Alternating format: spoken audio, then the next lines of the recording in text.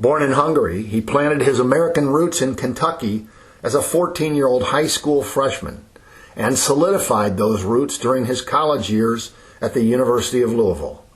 He met and married his wife, Teresa, and moved on to a 37-year career in research and development with Procter & Gamble. That took him back across the seas to Europe for a stretch during the 90s. P&G also provided him the opportunity for wide travel around the globe.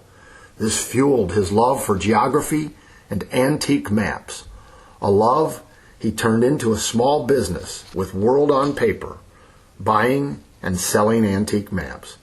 He's the author of Fun with Maps daily feature on Loveland Beacon. He is Steve Kovacs. Hello, everybody. I'm Chuck Gibson, and it is my pleasure to welcome Steve to this edition of Loveland Beacon Talks. Now I'm pleased to welcome our special guest. Welcome, Steve Kovacs. Thank you for joining us on Loveland Beacon Talks today. Thank you for having me. Well, trust me, it's my pleasure. And finally, the people are going to get to hear you and meet the man behind Fun with Maps.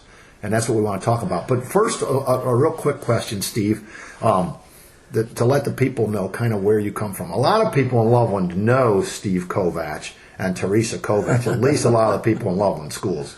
You Yes. two have been very active with the Loveland schools. But aside from that, what did you do professionally before you moved into this business of antique maps? What was your profession? Or Well, Chuck, for about 37 years I worked for Procter & Gamble in research and development on most parts of the business over the years. And we actually had the fortune of living overseas in Europe for most of the 90s with P&G. Right. And then eventually our good things come to an end. It included P&G. So when I retired, what am I going to do? So I went and looked at my hobbies, my interests, and I said, well, I will start something I haven't done before, which is a small business around maps. Because I've always been interested in geography, and maps goes hand in hand with geography. So that's how it all started back in 2015. Well, I mean, that's the answer to the question of, where did the antique maps business come from? And it was your interest in geography is the roots of that. Right. How about, and I've never had this conversation with you about, again, you lived over in Europe for, you said, most of the 90s. Most of the 90s. Yeah. And of course, now were you born in Hungary? That is correct. Okay, I want to make sure I got that right too. Wasn't everyone else? Yeah. So when did you come to the States? We moved to the States. We were sponsored by my uncle, but we moved when I was 14. Okay. So in freshman year in high school, we came for the Christmas break, and then we just stayed. Basically, that's what happened. So, what I'm leading to with getting a little idea of your roots in Hungary, and then the fact that you spent some years in Europe while with Procter & Gamble, did you travel with P&G? Aside from living in Europe, did you also travel? Yes, that was part of my responsibilities. I had to visit the various countries, spend time with consumers, customers, the business, and so on. So I heavily traveled. Almost too much. There is such a thing as too much travel. I believe that. Well, I was going to say, but do you feel like, what was the impact of that? Did that feed, your interest in geography? Definitely, because do you know what geography is? Well, sure. I'm not going to define it. You tell me your definition of geography. I think of it as, the places and the definition of the places all around the globe. It's geography. Yeah, so that's part of it. That's what I think. the bigger part is related to history. Geography is a way, it describes how people interact with their environment. Okay? So if you are in a mountainous zone, living in 10,000 feet up in some plateau, you interact with your environment much differently. What you do for food, what you do for your organization, for your country is different than if you live in in a plane down in Kansas somewhere, for example, right? So geography describes that. And it's very much related to history, because many things that happen over the past thousands and thousands of years to people is driven by geography. Flooding, where the rivers are, where, where are the plains that you can attack your enemies, and things like that. And then what maps come in, maps actually describe the geography. It's almost like the language of sorts of geography. Well, that I think will help, it certainly helps me, but I think it will help people who listen right now to understand where the interest in geography comes from. And I think, so the other question is, so in 2019, so I'm going to put a year on this, so in 2019, just before COVID really came to our attention and was a pandemic around the globe, just before that, that's when Loveland Beacon started. Right. But not in those first couple of months, but soon after the very beginning of Loveland Beacon in 2019, we connected and began the daily feature Fun with Maps. So that was like 2020. I don't remember the exact month that we did the first one. I'd have to look at my file folder to see where that first map came from. But I think the people, the point is this.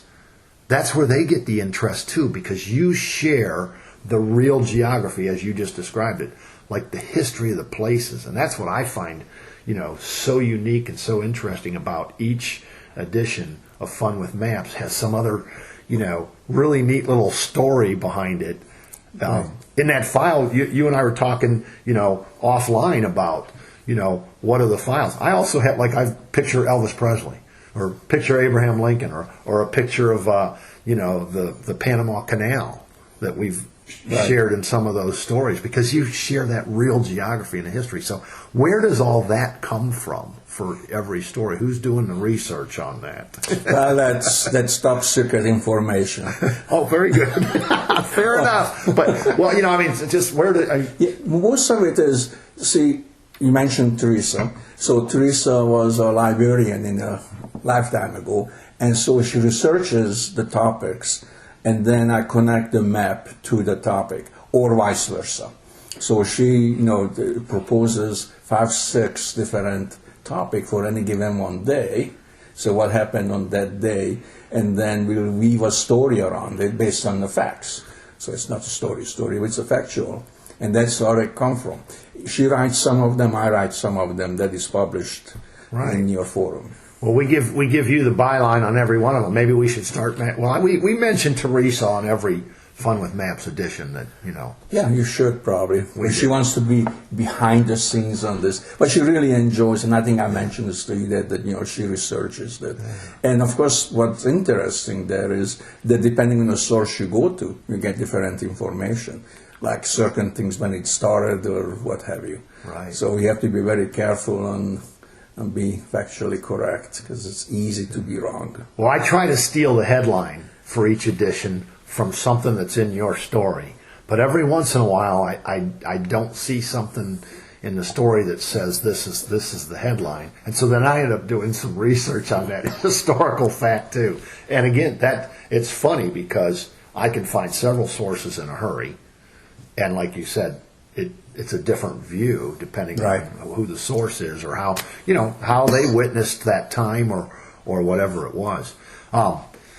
So we know that Fun with Maps feature began in 2020, but that's not when you started your business of antique maps. And we want to get into the business of antique maps, not just the Fun with Maps things that are happening on Loveland Beacon.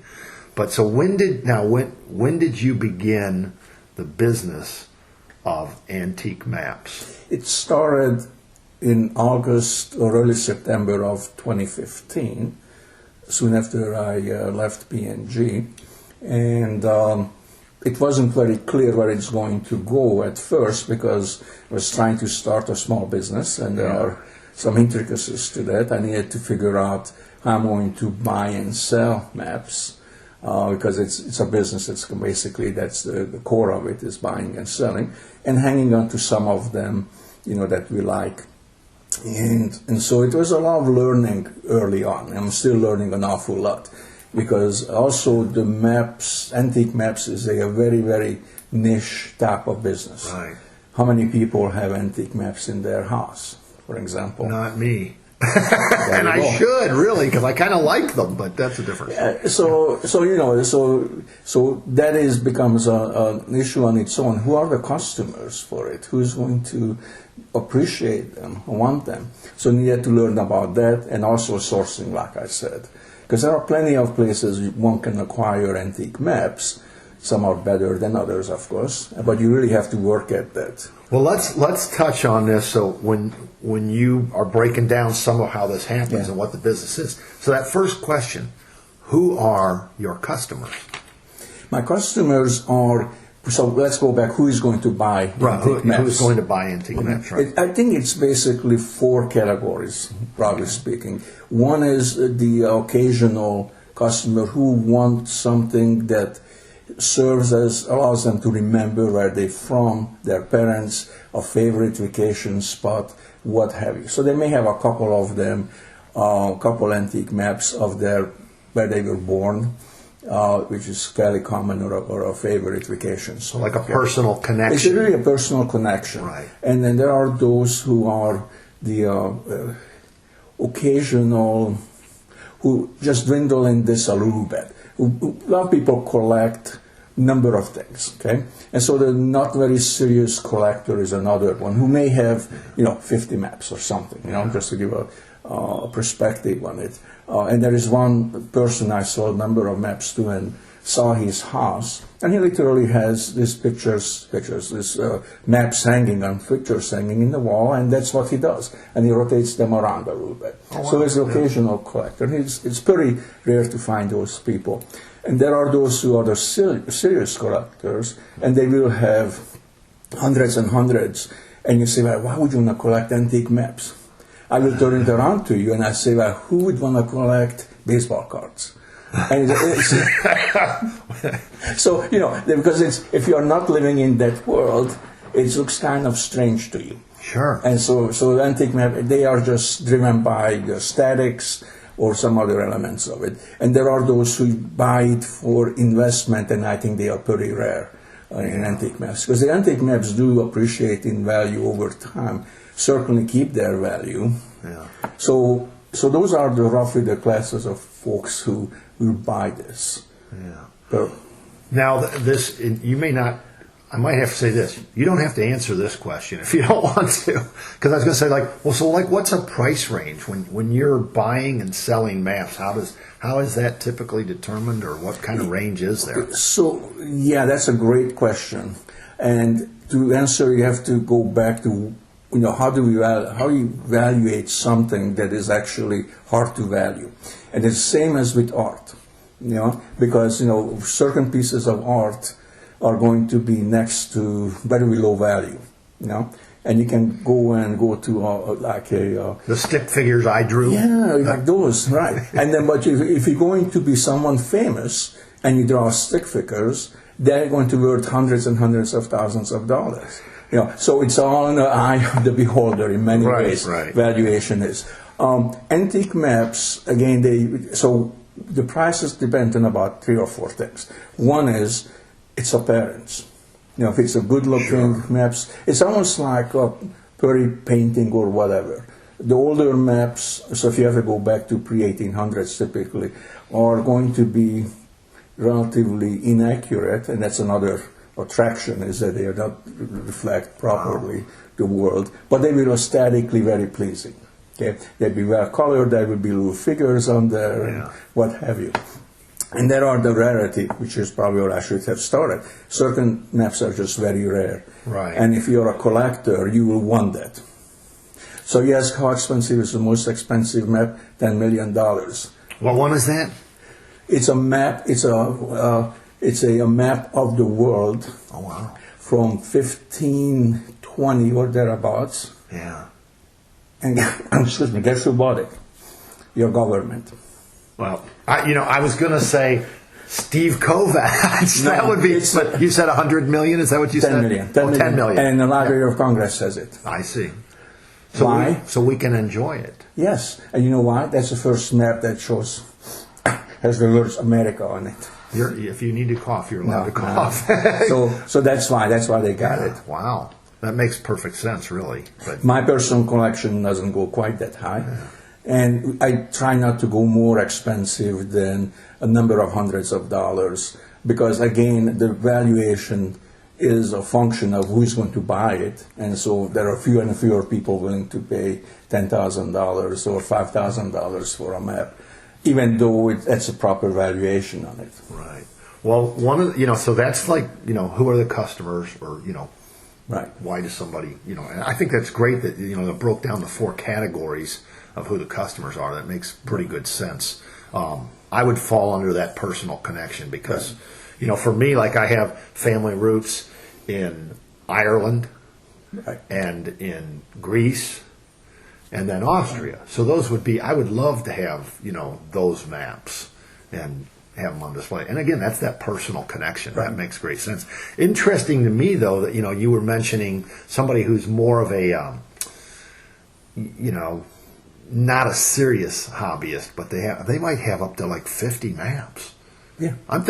For me, almost, I say, well, that's pretty serious. But you said the serious collector is going to be into maybe hundreds, even In thousands. Yeah. Yeah, they're going to have a large number. I mean, people will have that. I mean, people collect spoons, for example. This may be dated because my mother-in-law did that. So she had these little, teaspoons that people gave her as they traveled. Yeah. And she had a collection of them of, maybe 100. So again, people who actually fit that category in a different way. Well, you and I suddenly got dated about the same because you said this dates because my mom had some spoons too, so I know exactly what you're talking about there. I'm sure some people listening to this are going to relate to that as well. But and of course we all relate to the collecting baseball cards. We all do, of course. I couldn't believe you made that comparison. I would have never have made that, but that's obviously a good comparison. I mean, it's collecting whatever, and why does it interest you? That's Right. at the end of the day. So it's a business for you. But I have to ask you, Steve, are you also a collector? Yes, but to a much lesser extent, I believe see. it or not. Yeah. So we keep certain maps for a period of time, and then we sold some of those, then found their way out of the place as well. Yeah. That were with me for personal use, if you like, for a period of time. Well, so let's talk about that for a minute. Some of the maps that you've held on to for a period of time, and then they found their way out. What attracted you to a map, and then why would it eventually not stay a part of your personal collection? Well, it's a replacement thing. Yeah. I give you an example. Which I probably should not have sold in retrospect, but it's an early map of North America that shows California as an island.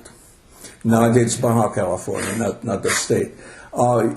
And that went on for probably 7,500 years, that cartographers, many of them believed that, falsely, that it's an island. So all these maps, you go back to the 1600s or 1700s, that you find it shows California as an island. So it was a very nice map that I kept, and then We've shared at least an image of Yes. that in Yes. Fun with Maps. It's a really neat story about it being, California shown as an island. That's really exactly. Yeah. And so, anyways, finally ended up selling it, and I said, "Oh shoot, maybe I shouldn't have." But then found another one, which shows all of America, both North and South America, and again, shows California as an island, and is actually with us, and that's an example where we kind of traded, so to speak.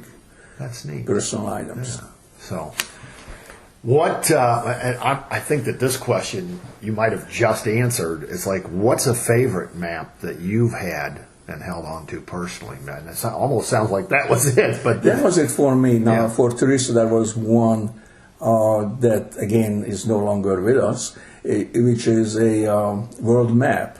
And the attraction of that was from 1625 by a fellow named John Speed, is that it's very ornate. Oh, wow. And I may have actually used it. In fact, I think I used it at one point for fun with maps, because it's a fairly accurate for the time map. Of course, there are a reasonable amount of inaccuracies on that too, but it's very ornate, very well colored.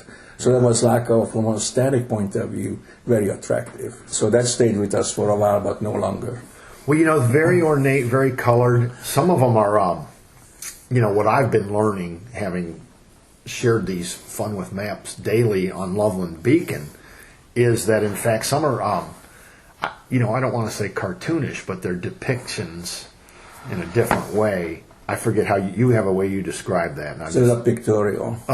So the pictorial maps, is that when somebody creates a pictorial, very artistic rendition of a map, is that still a cartographer?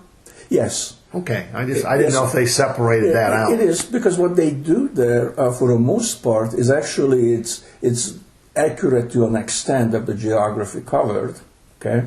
But it has elements on it that relate to how people live there. Right. If we have a depiction of a farmer, a cornfield, will have, people on a beach, right, in boats or what have you. So that's basically mixes photography of what happens in that part of that geography with cartography. Yeah. And they've started in the early 1900s.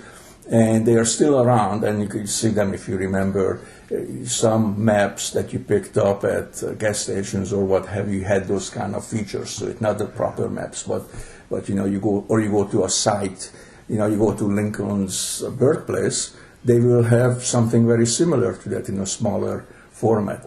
Yeah. So they are still around, and they are popular for some people because, again, they are visually attractive, right, or can be visually attractive. Yeah. Those are my favorites.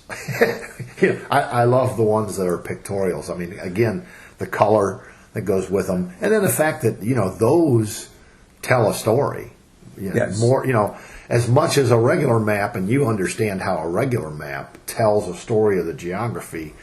The neat thing is, with those pictorials, they're showing how life was within that geography. Yeah. I think that's what attracts me to those. You would have liked Ruth White, because she published more than that, about 54 maps of each state and then U.S. territories back in the late 1930s. And I have used a number of her maps. Yeah, I recognize the name when you said Ruth White. So she does. I didn't really relate her specifically, but is there another pictorial cartographer that stands out besides Ruth White for you? Or? MacDonald Gill, and what he did was actually very few pictorials, but he did London. So back in the 20s and 30s, so maps of London in a pictorial way, and there's a proper street map, so you actually could use it to navigate your way around the city. Wow. But it had other pictorial elements on like for the zoo, he had the elephants and what have you, and then things like that, or the tennis player for Wimbledon, right, and so forth. So I think those are, again, they are what's attractive about them, visually very pleasing. Yeah, at least in my mind. And again, that's the thing. If it catches your eye. So for the folks who are listening to this, we're recording this basically in Steve's dining room. And so I get to see, I don't know all the different maps that you have or where you have them here, and we're going to talk a little bit about that in a minute. But I'm telling the people, I can see the Kentucky map. So what's your story with Kentucky? You've got to share a little bit of, have some fun with that. Well, Kentucky. So that's where we moved when we moved to the U.S. Yeah. And that's where my wife's from, and that's where we met. Right. And attended at University of Louisville. So hence Kentucky. Yeah. You cannot go wrong with the state or Commonwealth of Kentucky. Fair enough. What's funny is, and I know that. I knew that before I ever arrived here today, and I've been to your home before in the past. It's been quite a while, but nonetheless. So I'm walking up the walk today, Steve, and for a split second I stopped. I said, "Oops, wrong house," because there was a cardinal out there, like by your front porch, by the address. Yes. And I said, why would he have a cardinal? Why wouldn't he have like a Loveland tiger? And then I was like, oh, that's right, Louisville. so yes, folks, Steve is a big time, I guess as that's the college alma mater. So yeah, you're a Cardinal fan for sure. That's okay. We won't hold that against you. Well, yeah, it's let's not talk about some of their sports teams, though. Well, but hey, listen, I appreciate, and maybe the people listening know, and maybe they don't. I'm probably going to lose some listeners. But you're kind of wearing the Michigan colors today. You got the maize and blue on your shirt. So. There's a reason for it. There is. Yeah, Michigan. For you. Oh, there you go. Well, I'm sorry. I should have worn my Cardinal red and white or something. Red, black, and white. But anyway, that's fun stuff. Getting to the point. As opposed to seeing all your maps or a pile of maps here at your home, you talked about another piece of the business, which is sourcing maps. And that has to be pretty challenging, in 2015 when you're getting started. Where am I going to buy maps and who am I going to, how am I going to source them? So tell me a little bit about sourcing the maps and who are the best sources or whatever. Sourcing is everyone's biggest issue in the map business, which is probably not the only type of business.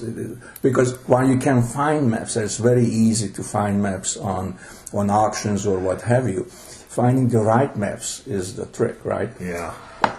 And where do I source? Mostly at auctions, but we have to be very selective because auction prices are all over the place in many ways. So we have to be selective on pricing. We also the reputation of the auction house, because while they won't cheat, that's not the implication. It's just they may not inspect the map properly, and it's hard to tell sometimes a map if it's real, original, or is it a high quality photocopy. Yeah. And same with art, right? You can get alt prints. Sure. The same idea. So you need to be careful on that. We also go to various fairs where we historically did that, less so after COVID than before. And so those are the primary sources. Or flea markets, surprisingly, sometimes you can find some really more modern, so going back to the 1800s, mid-1800s and onwards, maps there. Because people will sell, grandma's, atlas or granddad's atlas that they had since 1895. That makes perfect sense. I was going to say, so when you and Teresa travel these days, do you typically try to get a map of the area where you're traveling? Yeah, we also I look up the bookstores, because antique, I should have mentioned this, bookstores that carry antique material, so not Barnes and Noble, they will have maps quite often. Yeah. Not a big selection, but they will have that. So we look them up if it's convenient, and buy maybe a map or two. And you've been to Ohio Books down in downtown Cincinnati, right? Yeah, many times. Not many times, but I've been there a few times. That's the first place that came to my mind when you were talking about buying like that. Yeah, they would be typical of those type of antique bookstores elsewhere. They are a little bit bigger than many of them, but they don't display maps very prominently, but they are there and they are displayed. Yeah. And if you want a Cincinnati map, they will have more than you know what to do with. Well, so what are some of the other sources? I shouldn't say what are some of the other sources. You kind of ran through that, but do you find yourself typically sourcing from one source more than another, or are you just all over in terms of the sources? Kind of all over, but they kind of come and go. That especially in auction houses that tend to focus more on maps. Again, what material they get in it. Who is going to consign with them. Yeah. So there is one that comes to mind I got in North Carolina, had a number of items early on, but anymore they carry much less in their auctions, their collections, paper material. They focus more on furniture and the like.